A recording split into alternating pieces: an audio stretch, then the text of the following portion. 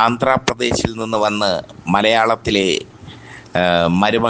മലയാളത്തിൻ്റെ മരുമകളായ നടിയാണ് കനകദുർഗ. ഇരുനിറവും നുണക്കുഴിയും മാദക ശരീര സൗന്ദര്യവുമുള്ള കനകദുർഗ മലയാള സിനിമയിൽ ഒരു തരംഗം തന്നെ സൃഷ്ടിച്ചു. കനകദുർഗയെ മലയാള സിനിമയിലേക്ക് ആദ്യമായി സെലക്ട് ചെയ്യുന്നത് രാമു കാര്യാട്ടാണ്. വത്സലയുടെ നെല്ല് എന്ന നോവൽ ചലച്ചിത്രമാക്കാൻ രാമു കാര്യാട്ട് തീരുമാനിച്ചു. നെല്ലിലെ കുറുമാട്ടിപ്പെണ്ണിനെ അവതരിപ്പിക്കാൻ മാദക സൗന്ദര്യമുള്ള നടി വേണം. ആ അന്വേഷണമാണ് ആന്ധ്രാപ്രദേശിൽ നാടകത്തിലൂടെ സജീവമായ കനകദുർഗയിൽ എത്തിച്ചത് രാമു കാര്യാട്ടിനെ. നുണക്കുഴികളും ഇരുനിറവും തടിച്ച ശരീരവുമുള്ള കനകദുർഗ കുറുമാട്ടിയാകാൻ തയ്യാറായി. പക്ഷേ അതിനു മുമ്പ് തന്നെ കനകദുർഗ മലയാളക്കരയെ ഞെട്ടിച്ചു എന്ന് വേണമെങ്കിൽ പറയാം. നെല്ലിൻ്റെ ചിത്രീകരണം നടക്കുമ്പോൾ തന്നെ കനകദുർഗയ്ക്ക് മഴക്കാറ് എന്ന ചിത്രത്തിൽ വേഷം കിട്ടി. 1973 ഓഗസ്റ്റിന് പുറത്തിറങ്ങിയ മഴക്കാറ് ജി വിവേകാനന്ദൻ്റെ നോവലിനെ ആസ്പദമാക്കി PN മേനോൻ സംവിധാനം ചെയ്ത ചിത്രമായിരുന്നു. തോപ്പിൽ ഭാസിയാണ് മഴക്കാറിന് കഥയും തിരക്കഥയും ഒരുക്കിയത്. മഴക്കാറിൽ നായകൻ മധുവും നായിക കനകദുർഗയും ആയിരുന്നു. PN മേനോൻ്റെ ചിത്രമായതുകൊണ്ട് തന്നെ അതൊരു പരീക്ഷണ ചിത്രമായിരുന്നു. പക്ഷേ അതിൽ ശരീര പ്രദർശനത്തിനുള്ള സാധ്യതകൾ ഒരുപാട് ഉണ്ടായിരുന്നു. മെയ് മറന്ന് PN മേനോനോട് കനകദുർഗ സഹകരിച്ചു എന്ന് വേണമെങ്കിൽ പറയാം. മഴക്കാറിലെ ഒരു സീനിൽ അർദ്ധനഗ്നയായി മധുവിന് മുമ്പിൽ പ്രത്യക്ഷപ്പെട്ടു കനകദുർഗ. മറ്റൊരു സീനിൽ ബ്രേസിയറും അടിപ്പാവാടയും മാത്രമണിഞ്ഞ് മധുവിന് മുമ്പിൽ പ്രത്യക്ഷപ്പെട്ടു കനകദുർഗ. മഴക്കാറിലൂടെ കനകദുർഗ സെക്സിൻ്റെ പുതിയ സിംബലായി മാറി. ഇരുനിറവും നുണക്കുഴിയും തടിച്ച ശരീരവുമുള്ള കനകദുർഗയെ മലയാളികൾ ഹൃദയത്തോട് ചേർത്തു. പിന്നീട് കനകദുർഗ ഒരുപിടി നല്ല ചിത്രങ്ങളിൽ അഭിനയിച്ചു. നെല്ലിലെ കുറുമാട്ടിപ്പെണ്ണ് കനകദുർഗയുടെ അഭിനയ ജീവിതത്തിലെ വഴിത്തിരിവായി മാറി. ഹേമന്തരാത്രി, ഇതാ ഒരു മനുഷ്യൻ, ഏതോ ഒരു സ്വപ്നം, മോഹിനിയാട്ടം, രാസലീല, ശിഖരങ്ങൾ, തീക്കനൽ, ലിസ തുടങ്ങി ഒരുപിടി ചിത്രങ്ങൾ.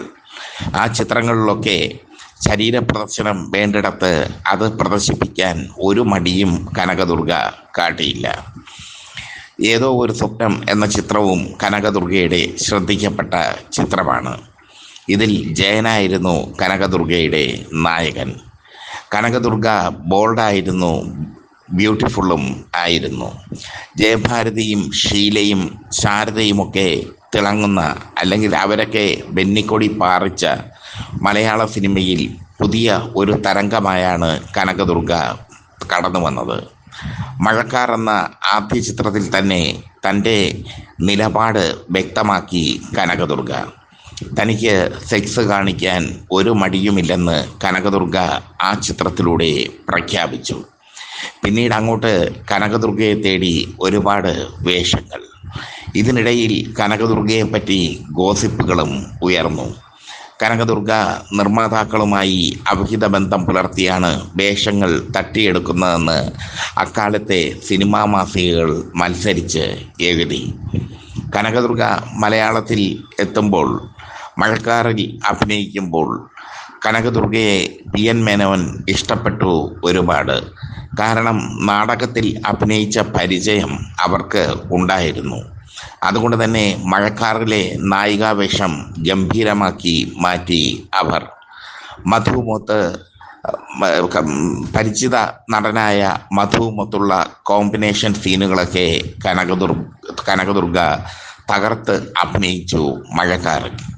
എന്തായാലും കനകദുർഗ ഒരു കാലത്ത് മലയാള സിനിമയിൽ നിറഞ്ഞു നിന്ന നടിയായിരുന്നു. പഴയ തലമുറയുടെ മനസ്സിൽ കുളിരുകോരിയിട്ട നടിയായിരുന്നു. പിന്നീട് ക്യാമറാമാൻ ഹേമചന്ദ്രനുമായി കനകദുർഗ പ്രണയ വിവാഹം കഴിച്ചു. അവർക്ക് മാനസ എന്നൊരു മകൾ പിറന്നു. മമ്മൂട്ടി ചിത്രമായ ബിഗ് ബിയിൽ മാനസ അഭിനയിച്ചിട്ടുണ്ട്. ഏറെക്കാലത്തിന് ശേഷം മകളുമായാണ് കനകദുർഗ എത്തിയത് മലയാള സിനിമയിൽ. മാനസയെ വലിയൊരു നടിയാക്കാൻ കനകദുർഗ ആഗ്രഹിച്ചുവെങ്കിലും മാനസയ്ക്ക് മലയാള സിനിമയിൽ പിടിച്ചു നിൽക്കാൻ ആയില്ല. കനകദുർഗയെ പോലെ അഭിനയശേഷി മാനസയ്ക്ക് ഇല്ലായിരുന്നു. കനകദുർഗ പലപ്പോഴും അവഗണിക്കപ്പെട്ട നടി കൂടിയാണ് എന്ന് വേണമെങ്കിൽ പറയാം. നെല്ലിലെ കുറുമാട്ടിപ്പെണ്ണിലൂടെ കനകദുർഗയ്ക്ക് സംസ്ഥാന അവാർഡ് കിട്ടുമെന്ന് പലരും പ്രതീക്ഷിച്ചു. പക്ഷേ കിട്ടിയില്ല. ഏതോ ഒരു സ്വപ്നത്തിലെ പ്രൊഫസർ സാവിത്രി എന്ന കഥാപാത്രം, ആ കഥാപാത്രത്തിലൂടെ സംസ്ഥാന അവാർഡ് കിട്ടുമെന്ന് പ്രതീക്ഷിച്ചു.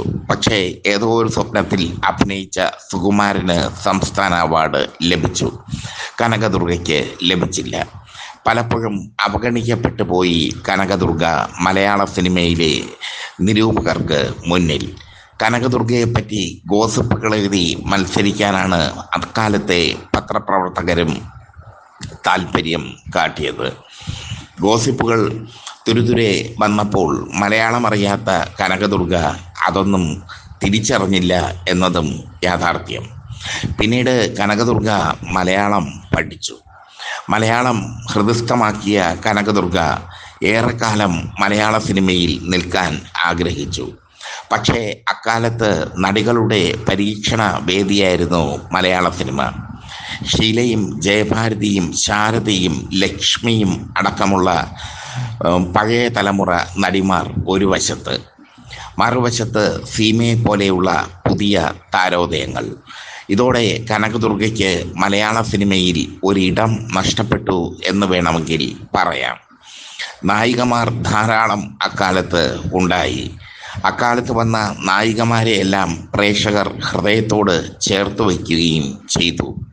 സീമയൊക്കെ അക്കാലത്ത് തരംഗമായ നടികളാണ്.